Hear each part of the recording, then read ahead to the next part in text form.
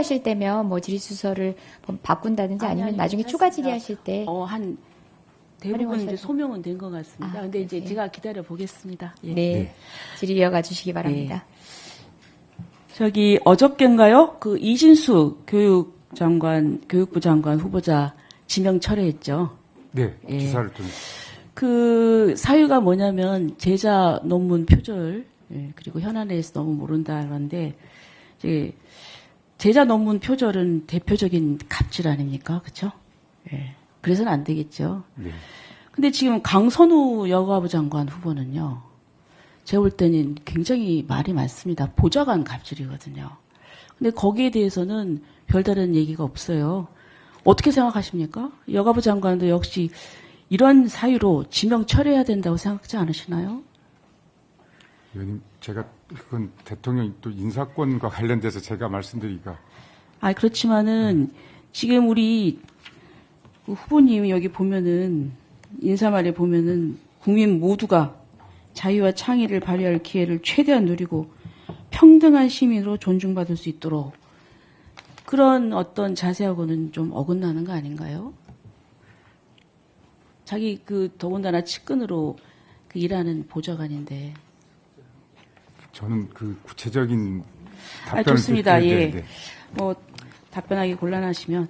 자, 그다음에 우리 지연된 정의는 정의가 아니다. 이런 법원이 있죠. 예. 네. 물론 신중하고 충분하게 검토를 해야 됩니다. 하지만 속도감 있는 진행이 필요하죠. 현실 세계에서는. 예. 지금 보니까 이 김명수 대법원장 체제 이후에 재판 지연이 일상이 됐어요. 예? 그래서 아주 당사자나 담당 변호사들은 아주 엄청난 고통을 호소합니다. 예를 들면 하루 이자가 수백만 원씩 붙는 이 손해배상 소송 같은 민사 소송에서 재판 지연은 막대한 손해를 예고합니다. 예? 그리고 이거는 정의로운 판결을 향한 절차가 아니라 시간과 고통을 버텨낸 자만이 살아남는 싸움이 되었고 끝을 모르는 형사재판은 피고인의 가족에게 생계를 담보로 한 고통 후 시간을 강요하는 잔혹한 인내의 게임이 되었다. 이렇게 얘기를 하고 있습니다. 김명수 대법원장이 이제 사법개혁을 했는데요. 그게 뭐냐면 고등법원 부장판사 승진제를 폐지했어요. 그리고 법원장 추천제 도입으로 성과와 보상이라는 기본적인 인사원칙을 무너뜨렸습니다. 거기다가 판사들이 워라밸 하겠다고 일주일에 3건 이상씩 안 쓰겠다고 그러지 않았습니까? 우리 김상환 후보자님은 법원행정처장 하셨죠? 네. 예.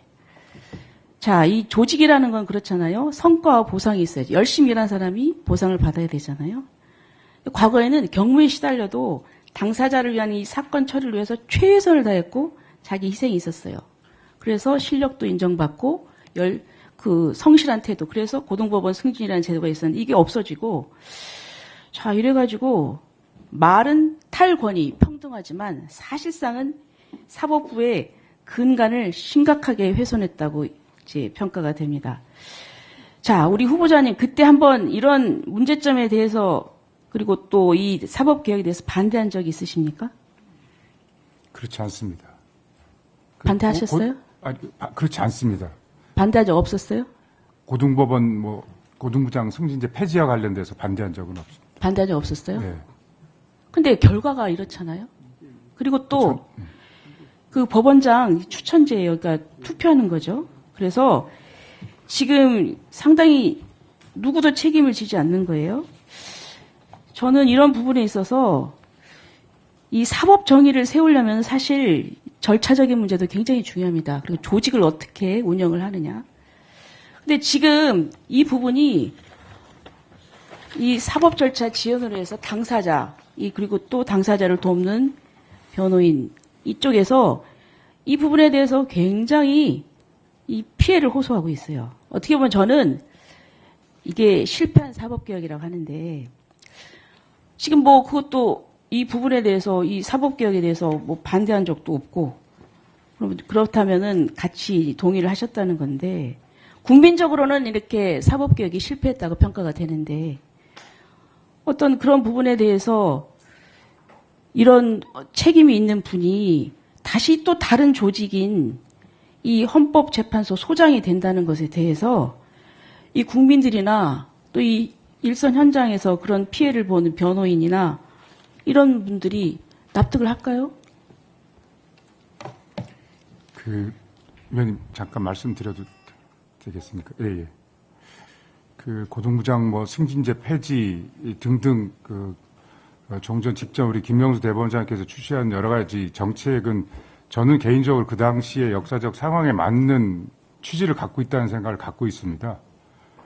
그 당시 많이 문제했던 법 간의 관료적 문제 이런 등등의 문제를 해결하기 위해서 채택된 정책이라고 이해는 하고 있는데 그 이후 어쨌든 그런 취지와 다소 방향을 달리해서 재판 지연이라는 커다란 상황이 나온 거에 대해서는 제가 법원행정처장으로 있으면서도 법사에 나가면서도 늘 그런 부분에 대한 위원님들의 문제의식에 대해서는 하여간 굉장히 약간 죄송하다는 생각을 가졌습니다. 그 부분에 대해서 좀 적시에 그 제도의 추진과 재판 지연 문제의 해결이 동시에 될 수 있는 그런 고민 같은 것들을 좀 철저하게 했어야 되는데 좀 부족했던 것 같다는 생각이 들어서 그런 점에 대해서는 나름의 교훈은 저는 갖고 있습니다.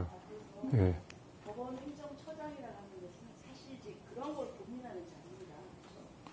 근데 지금 소장도 역시 한 조직의 책임자로서 그런 부분에 대한 명쾌한 어떤 해법이나 이런 철학이 없는데 헌법재판소로 오셔가지고 또 이런 부분에 대해서 어떤 성과도 내시지 못하고 이런 분이 과연 헌법재판소 오셔가지고 이 부분을 잘 운영할 수 있을까?